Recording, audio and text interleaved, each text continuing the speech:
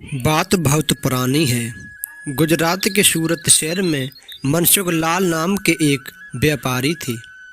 इनका कीमती रत्न का कारोबार था।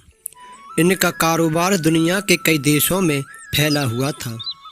पूरे सूरत शहर में इनका मान और सम्मान था।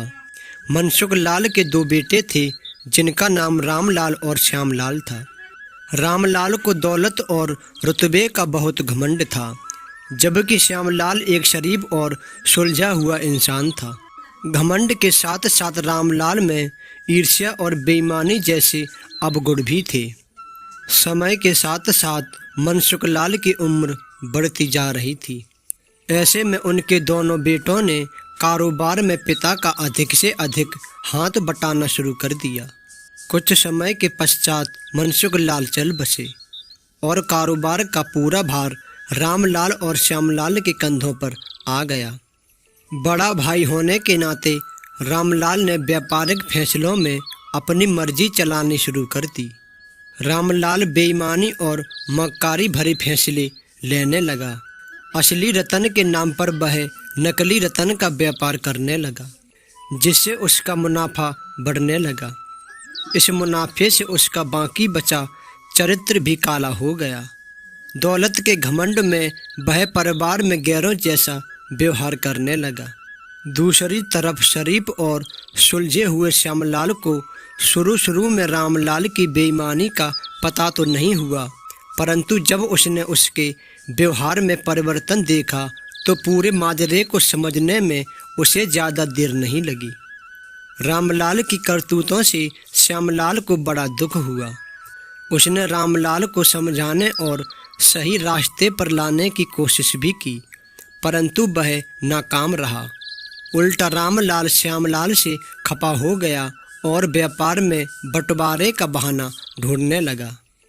बंटवारे में भी उसने बेईमानी की साजिश रची, घर में कलह का माहौल पैदा कर दिया।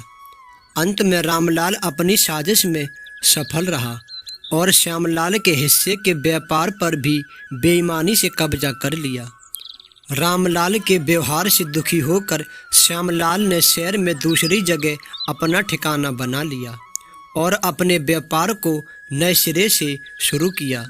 ईमानदारी की नींव पर शुरू हुआ श्यामलाल का व्यापार जल्दी ही उठने लगा। एक तरफ जहां श्यामलाल की ख्याति देश और विदेश में बढ़ने लगी, वहीं दूसरी तरफ रामलाल की करतूतों की पोल खुलने लगी थी। नकली रतन के व्यापार के कारण रतन बाजार में रामलाल के व्यापार को जोरदार धक्का लगा और उसके व्यापार का दायरा सिमटने लगा। अंत में नौबत यहाँ तक आ गई कि बाहर क्या अपने शहर का भी कोई व्यापारी रामलाल का नाम लेने से भी तौबा करने लगा। अब तो नौबत यहाँ तक आ गई कि रामलाल को धन के अभाव में अपना घर दुकान सामान तक बेचना पड़ रहा था। जल्दी ही रामलाल के हाथ से सब कुछ निकल गया और वह परिवार सहित सड़क पर आ गया। अब रामलाल को अपने किए पर पछतावा हो रहा था, परंतु उसकी तकदीर ने जो खेल खेला था उससे आसानी से जीतना उसके लिए संभव नहीं था। दूसरी तरफ श्यामलाल की तकदीर का खेल था, जिसकी बदौलत वह रंक से राजा बन गया था। जब रामलाल की बदहाली की खबर श्यामलाल को लगी तो उसे बड़ा दुख हुआ। पुरानी बातों को भूलकर वह भागा भागा अपने बड़े भाई रामलाल के पास पहुंचा और रामलाल के लाख मना करने के बाद भी उसे परिवार सहित अपने पास ले आया। यह भी तकदीर का ही खेल था कि जिस भाई के साथ रामलाल ने बदसलूकी कर उसे सड़क पर पहुंचा दिया था, वही भाई आज उसे सड़क से उठाकर अपने घर ले आया। दोस्तों, तकदीर कब किसके साथ क्या खेल खेल दे इसका अंदाज़ा कोई नहीं लगा सकता। हाँ, इतना ज़रूर है कि आपके कर्म ही आपकी तकदीर लिखते हैं। जिस तरह रामलाल और श्यामलाल के कर्मों के आधार पर तकदीर ने उसके साथ खेल खेला था, इसी तरह अच्छे कर्म करते रहना चाहिए। क्या पता कल तकदीर आपके साथ क्या खेल खेल दे। इसीलिए कहते हैं तकदीर का खेल निराला है।